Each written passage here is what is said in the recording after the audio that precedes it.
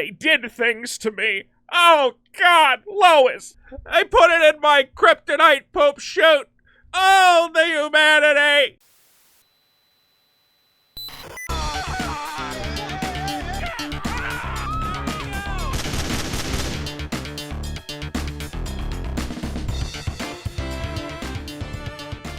What's up, comic fans, Superman fans? How is everybody doing?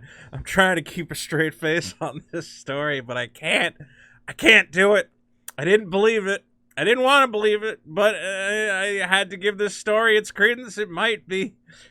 They might have a point.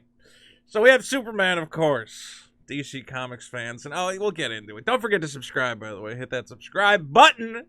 Join the Veto Army as we talk about our great friend Superman. The man in red and blue comes to save the day.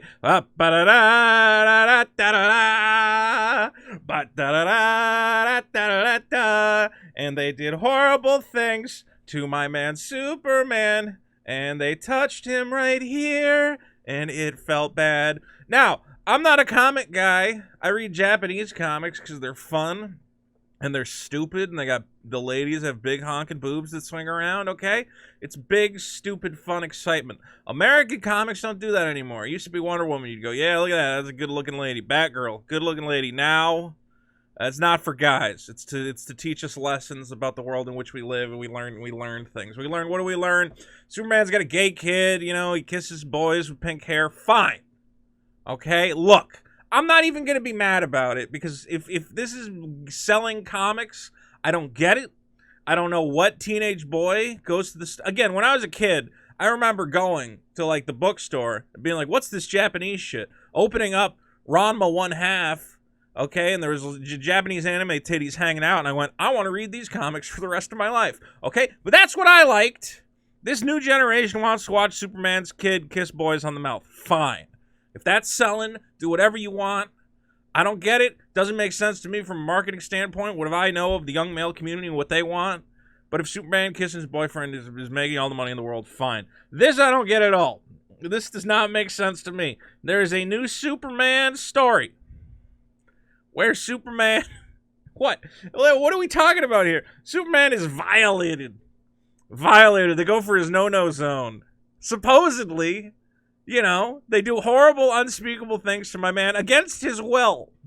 The Man of Steel is buck-broken. And it sounds like, when I heard this story, I'm like, these guys are being crazy. There's no way. All right? Because I saw, a lot of these grifter types go out there. They make these half-true stories. It's like, you don't actually know. And to be fair, it's not like they explicitly say Superman was held down and ridden like a pig in a rodeo, okay? I don't say that explicitly. But they do write it in a way where you're like, you know what you're doing. I know you know what you're doing. Because no responsible writer would write it this way and not expect the audience to not think that Superman had something up his impenetrable Krypton tunnel. Let's put it that way. So there's a new Superman comic, Superman Red and Blue, #1. I hope he gets raped in every. I know you're not supposed to say that word on YouTube. I hope he has fun in every issue, because in the first issue, he's not having fun. Okay, so this Superman Red and Blue is actually taking a look back at an old Superman comic story from the 70s. World's Finest, where Superman and Batman were stuck in a prisoner of war camp. They were using red sunlight to make it so Superman had no powers. And they had to figure out how to escape. But basically, they were both powerless and held in jail. And this is saying for 8 months. I'm like, wow, they spent 8 months in jail? That's crazy. The timelines for these things also never make any sense. This happened during the 70s. Maybe this is like an Elseworlds kind of thing where it's not actually on the current continuity. Because I don't think the current Superman...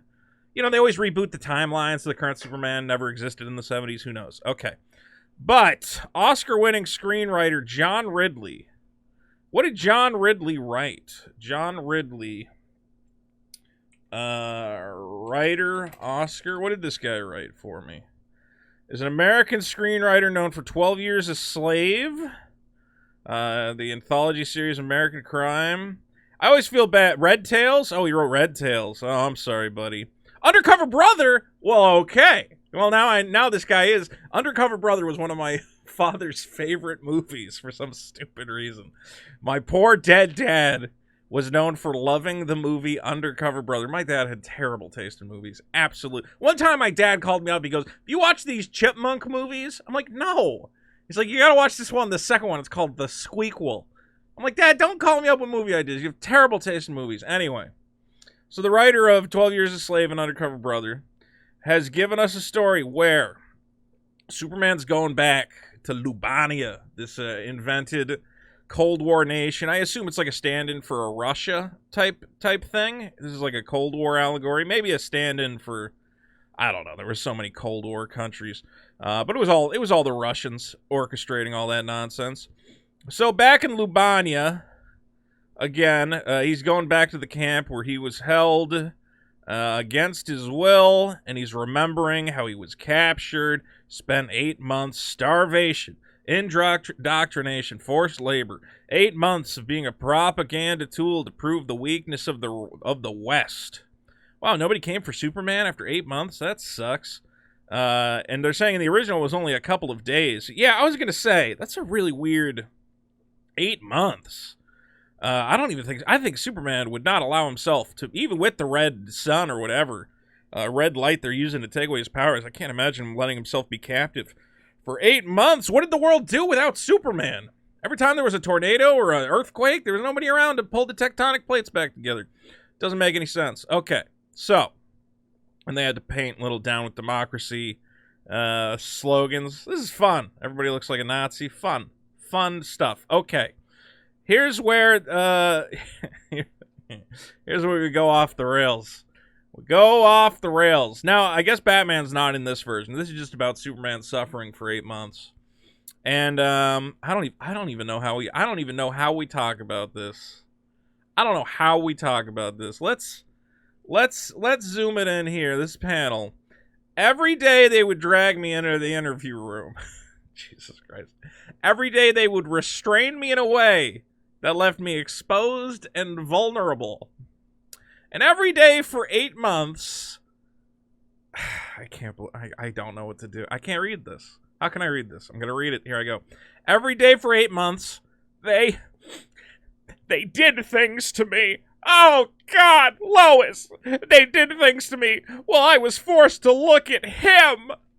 Oh, God. They raped me, Lois.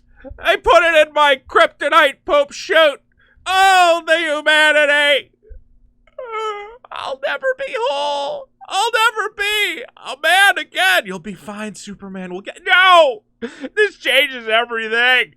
It's destroyed me from the inside, Lois. Okay, we're ad-libbing. We're improvising. Point is, look. You got two guys holding big old metal rods. Superman's bent over, talking about being restrained and vulnerable. This is a lot. You do not... I'm a writer, right? I consider myself a writer. And there's certain lines which are kind of cliched. This is almost a cliched line. I was trying to look up if any other production has used this line. It's actually in Les Miserables, one of the characters, the musical Les Miserables. They go, they did things to me. They did things to me. And I think anytime you say they did things to me, you're not saying, well, they hit me in the back with a metal pole. Okay? When you, and with that pause, he's thinking of how to say it, they did things to me. Well, if they hit him in the back with a pole, you would just say, they hit me with a pole. It sucked. You wouldn't say, they did things to me. The only reason you would say that, in the context of a script or dialogue or whatever, is if you're trying to insinuate something assumedly sexual. So, why am I laughing? I shouldn't be laughing. I'm laughing because Superman went to fake Russia and got raped. What is happening? What are we doing, people? People, what are we doing? What's happening in this country? Look, what are we doing? Comic book writers. Guys. I don't...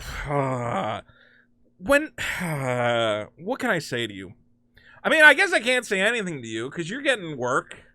Okay, you're writing 12 Years a Slave. You're getting your DC comic contract. So by all means, keep doing what you're doing. So I guess my advice is not for you, the writer, who got your paycheck writing your Superman rape comic book. Congratulations. I guess my advice is for DC Comics, where I'm going to make the argument. Now, call me crazy, and maybe you have marketing data to disprove this. I'm going to make the argument that the audience does not want books about Superman, again, having his secret fortress of solitude infiltrated by the enemy. I don't think they want that. Even me, like, occasionally I will hear about a comic, right? Never an American comic. It's always a Japanese comic. And I'll hear about a great Japanese comic. It's got a great premise, you know, an interesting plot, interesting characters. And I'll go, you know what? Let me go check it out. I might even buy a volume. Okay? I have to say, there's no part of me, someone comes to me, and they go, there's a new Superman comic. And I go, well, what's in it? Is it fun? Does he fight Brainiac? Is Lex Luthor up to his classic schemes? And they go, it's all about him remembering the time he got raped. And I go, oh, great. How much is it's it's only $5 for an issue of Superman having a long remembering of the horrible rapists that, oh my God, this video is demonetized. There's no way. I tried to stop myself. Other guys can make these videos without saying Superman gets raped in the butt. You know, they have like little clever terms. I can't do it. I have to say it. Superman got raped in the butt. That's where we're at. That's where we're at. And then he's got to go back and he's got to sit down and talk to his rapist and pretend to be Clark Kent. And he's looking at the guy and he's like, you let people, he says, I got diddled. Well, your henchman diddled me while you watched. Who? What can I say? What can I say? There's nothing more to say. There's nothing more to say. Ladies and gentlemen, am I crazy? Is this what comic books are now? Is this what you want, America? Who buys this? And I'm trying to look, there's plenty of room in comic books to talk about serious topics. We've even male-on-male violation. I am sure there's comics I've even read that have those themes in it. I can't think of them now because I don't run to the store every time there's a new book about somebody getting diddled. But okay, I'm all about comic books handling mature themes. But we're talking about Superman. He's the guy who flies around and saves the world. And you want to tell me he spent eight months getting rammed, getting the ramrod up his gear shaft. This is nonsense. Getting the old kryptonite peen shoved down his gullet hole. Is this what you like? Tell me in the comments. Tell me if this is the path forward for the American comic industry. It doesn't make any sense to me. We got more videos coming soon. Thanks for subscribing, everybody. I gotta go bleach my eyeballs. What the hell?